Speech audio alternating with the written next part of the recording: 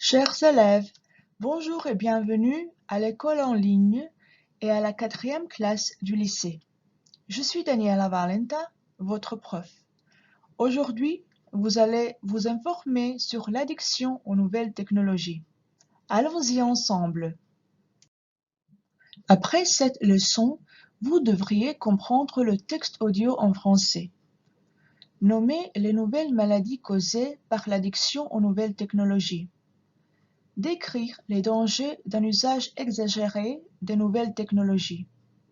Vous pourrez aussi comparer l'influence de la culture francophone sur les gens et leurs valeurs sociales par rapport aux nouvelles technologies.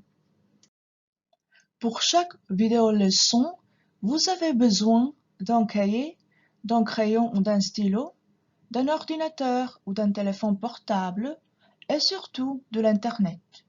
Vous pouvez arrêter et redémarrer cette leçon à tout moment.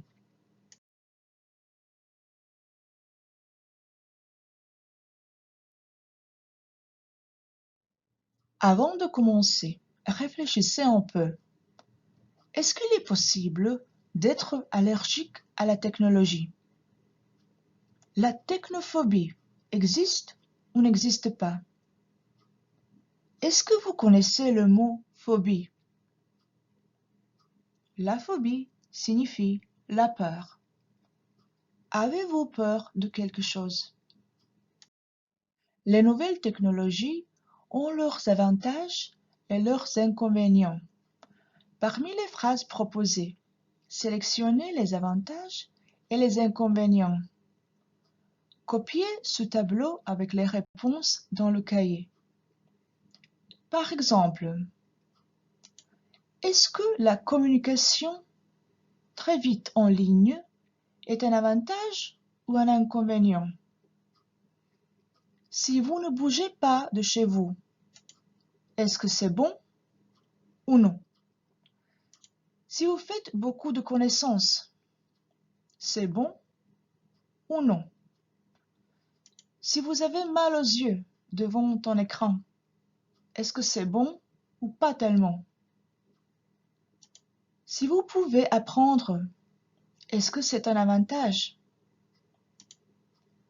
Quand toutes les informations sont accessibles, est-ce que c'est un inconvénient? Si vous ne parlez pas, mais vous tapez. La vie virtuelle est intéressante, sans doute, mais est-ce que c'est bon ou non? Bon courage! Aujourd'hui, on parle des addictions, maladies, phobies. Vous connaissez le mot phobie? Les phobies sont réelles et probablement chacun de nous a peur de quelque chose. Voyons ensemble. La claustrophobie. C'est une phobie très connue. La peur de l'espace petit et fermé. La monophobie est la peur d'être seul. La nyctophobie est la peur de ténèbres, de la nuit, de se trouver dans une chambre sans lumière. La nomophobie est une nouvelle phobie. Elle est liée au téléphone portable. Si vous avez peur de le perdre, peut-être vous avez la nomophobie. Le téléphone portable et les écrans en général peuvent causer des addictions et des nouvelles maladies. Par exemple, la nomophobie, le textonique ou la tendinite, les troubles oculaires, le syndrome du téléphone fantôme, le stress. Copiez ce tableau dans le cahier et reliez les définitions des maladies avec leur nom. Chaque symptôme appartient à une maladie. Tout est logique. Voilà les exemples. On ne cligne pas assez des yeux face à un écran. Ou le syndrome de l'œil sec. Est-ce que c'est la nomophobie, le textonique, un trouble oculaire, le syndrome du téléphone fantôme ou le stress? Faites le même pour les autres exemples. On attend tout le temps des messages, des publicités, des mails. On sent des vibrations imaginaires dans la poche. On a peur de perdre le téléphone portable ou de ne plus avoir de batterie. On envoie 2500 messages par mois. La technophobie, est-ce que ça existe? Vous allez le découvrir dans la vidéo suivante. Mais d'abord, découvrez les nouveaux mots liés à la nouvelle technologie. Vous allez à l'application Learning Apps où vous allez trouver une activité. Parmi les mots proposés, il y a deux intrus. Ça veut dire deux mots qui ne font pas partie des nouvelles technologies. Comme j'ai déjà annoncé, maintenant, on a une activité.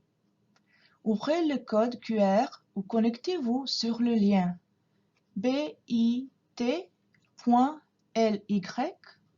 3 technologies en 3 TECHNOLOGIE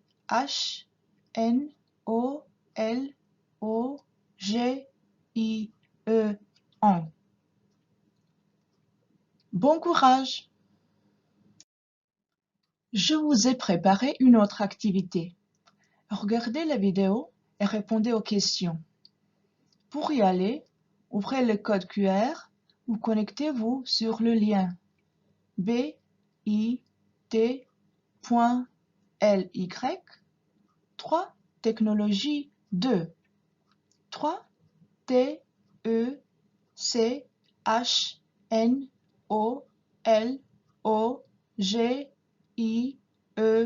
2. Bon courage! Quelles sont vos préférences technologiques? Vous aimez beaucoup les nouvelles technologies ou vous pourriez vivre sans elles? Réfléchissez un peu et faites une conclusion. Quelle phrase vous décrit le mieux? J'utilise les nouvelles technologies avec mesure. Je préfère le contact direct à l'école et avec mes amis. La technologie me sert pour la création. Si vous choisissez plusieurs phrases, félicitations. Ça veut dire que vous n'exagérez pas. Bravo! Avez-vous votre technologie préférée? C'est une question très importante. Chacun de nous utilise de nouvelles technologies, plus ou moins. Par exemple, je préfère le mail et l'Internet. Le téléphone portable aussi, mais pas trop. Et surtout l'ordinateur. Il me sert pour le travail et pour mes créations. Et vous? Maintenant, à vous. J'ai pour vous une tâche. Enquêtez vos amis et ou vos familles sur leur technologie préférée et faites une analyse. Utilisez l'application SurveyMonkey. Proposez-leur les technologies de l'activité 1. Vous pouvez rentrer à l'activité 1 et copier tous les mots qui représentent les nouvelles technologies. Je suis sûre que le résultat vous surprendra. Et nous sommes déjà à la fin de la leçon. Maintenant, soyez sincères et dites si vous pouvez ou non, ou pas encore, nommer des maladies causées par l'usage exagéré des nouvelles technologies. Pouvez-vous décrire la différence entre les vieilles et nouvelles technologies? Pouvez-vous exprimer votre opinion sur les rapports sociaux avec et sans nouvelles technologies?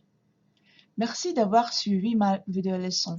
À la prochaine fois et bonne journée.